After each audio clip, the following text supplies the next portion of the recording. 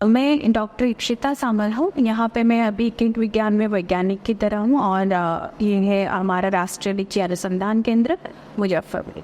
अभी जैसे लीची में हार्वेस्ट हो चुका है और लीची का जो एक मेजर पेस्ट है फ्रूट बोरर, तो वो क्या करता है ना, जैसे फल को छेदकर उसके अंदर जाकर सीड में रहता है, पर वो फल को जो पल्प है उसको भी डैमेज करता है।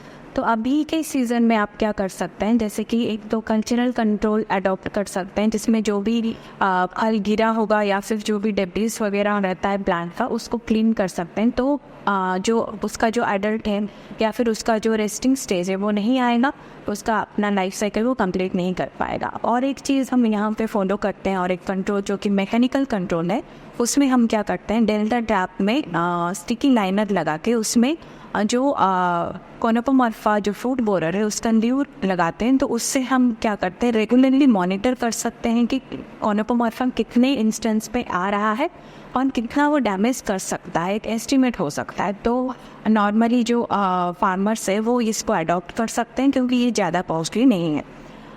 और जब सीज़न आता है, जैसे कि फल आ गया है और फल आने के बाद लॉन्ग वाले स्टेज में जब रहता है, तभी क्या करता है फ्रूट बोरर जो है वो उसमें उसके डंठल पे आकर सिंगल एग लेइंग करती है। तो सिंगल एग जो है वो बहुत छोटा होता है, माइन्यूट होता है, वो हमारा नॉर्मल आई में विजिबल नहीं होता है।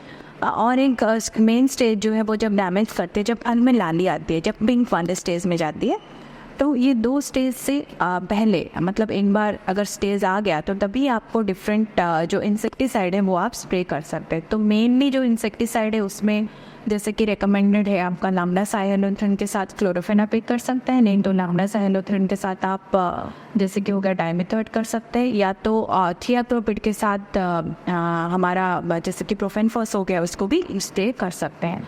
पर इसमें सबसे ज़्यादा ज़रूरी होता है, क्योंकि जितना ज़्यादा आप इंसेक्टिसाइड स्प्रे करेंगे फल पे, तो उतना मतलब कि इमिडिएटली हार्वेस्ट से पहले अगर स्प्रे करते हैं तो हमारे लिए भी वो हानिकारक हो सकता है। इसलिए मिनिमम 15 से 20 दिन पहले आप स्प्रे ना कीजिए।